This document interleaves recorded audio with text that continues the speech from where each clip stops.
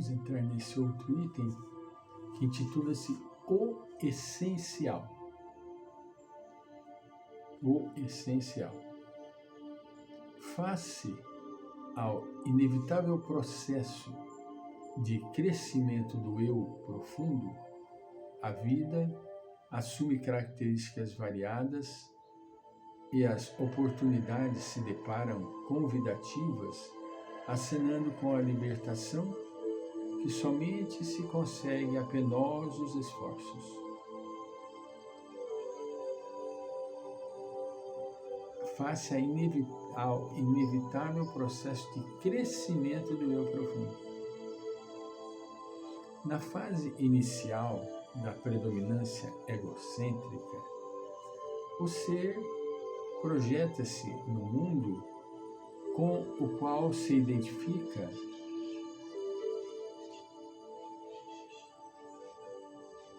aprisionando-se no amaranhado das coisas exteriores, sob conflitos que não tem condições de administrar, quase sempre desequilibrando-se e passando a estados neuróticos de insatisfação, ansiedade, medo ou a alucinações variadas.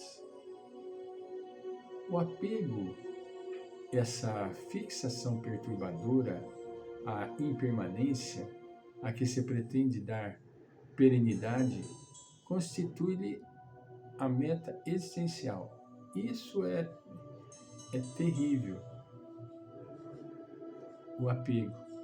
Mais tarde, em tentativas de desvencilhamento da situação psicológica infantil, avança para a posição egoísta, cultivando os valores pessoais narcisistas com os quais se engolfa, despertando na amargura sob os camartelos do tempo degenerador e da frustração tormentosa. O essencial quase sempre permanece-lhe em plano secundário, na paisagem psicológica das aspirações conflitivas.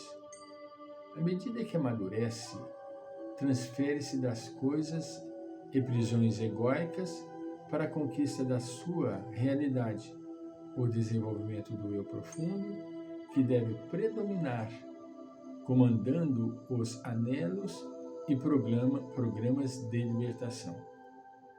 Somente a consciência de si propiciar-lhe-á a visão diferenciadora dos fenômenos perturbadores em relação a quilômetros de planificação. Em tentativas brilhantes e sucessivas de penetrar os níveis, os patamares da consciência, psicólogos e estudiosos outros das áreas das ciências psíquicas levantam-lhe a cartografia que, variando de escola e estágio, segue os mesmos processos de desenvolvimento que são compatíveis com o crescimento do ser, conforme as suas experiências vivenciais na busca da saúde real. Desejando ampliar o campo da análise dos seus pacientes, enquanto Freud fundamentava a psicanálise e a difundia, Robert Assayoli, na Itália, porque defrontava com dificuldades para aplicar em alguns deles as recomendações da doutrina que absorvera do mestre vienense, começou a trabalhar na organização da psicanálise, da psicossíntese, na qual encontrou mais amplos recursos terapêuticos para liberá-los, assim alargando os campos do entendimento das personalidades conflitivas.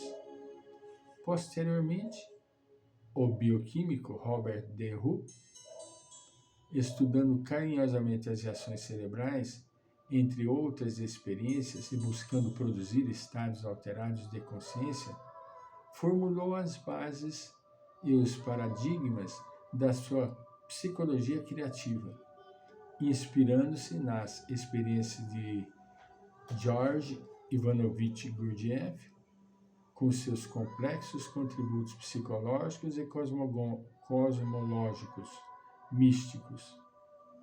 Buscando interpretar o mestre russo de Rupp, classificou os níveis de consciência em 5 estágios: consciência de sono, sem sonhos, de sono com sonho, de sono acordado, de transcendência do eu e de consciência cósmica.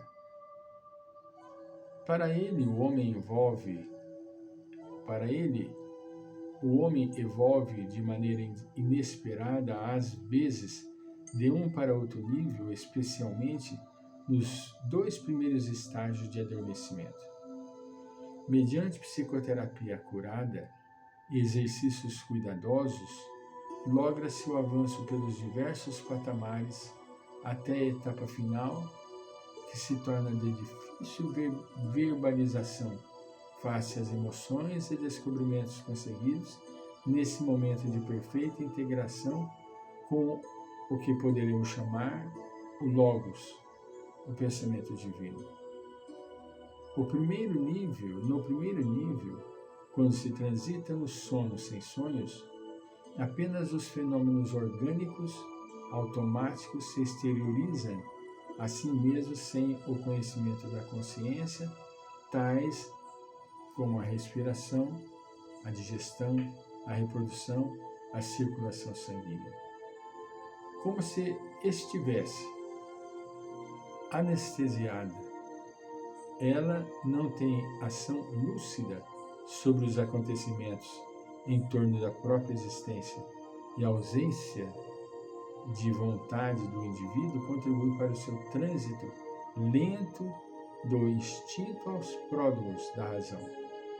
No segundo nível, o sono com sonhos, ele libera clichês e lentamente incorpora-os à realidade, passando pelas fases dramáticas, os pesadelos, os pavores, para os da libido, ação dos estímulos sexuais, e os reveladores, que dizem respeito à parcial libertação do espírito quando o corpo está em repouso.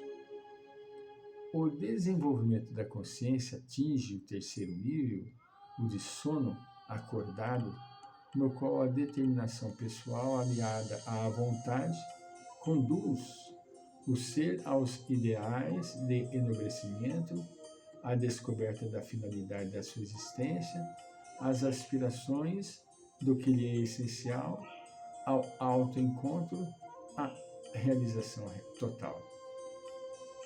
Naturalmente, a partir daí, ascende o quarto estado, que é a descoberta da transcendência do eu, a identificação consigo mesmo, com a consequente libertação do eu profundo, realizando a harmonia íntima com os ideais superiores, seu real objetivo psicológico existencial. A superação dos conflitos, das angústias, a desidentificação dos conteúdos psicológicos afugentes permitem a iluminação, e a próxima é a meta da vinculação com a consciência cósmica. Nem sempre, porém, o homem e a mulher conseguem alcançar esse nível ideal. Da mesma forma, a reencarnação aclara a cartografia da consciência de Rupp, quando ele analisa os níveis que diferenciam os indivíduos da imensa mole humana. Psicoterapeuta excepcional, com a sua visão realista e criativa, Jesus definiu a necessidade de buscar-se primeiro o reino dos céus, pois que esse fanal ensejaria a conquista de todas as demais outras coisas. E óbvio que ao se adquirir o essencial, todas as coisas perdem o significado por se encontrarem destituídas de valor face ao que somente é fundamental. Outro sim alertou sobre o imperativo de fazer-se ao próximo o que se gostaria que este lhe fizesse, fixando no amor o processo de libertação da ação edificante, o meio de crescimento, e na oração fortalecedora a energia que proporciona o desiderato.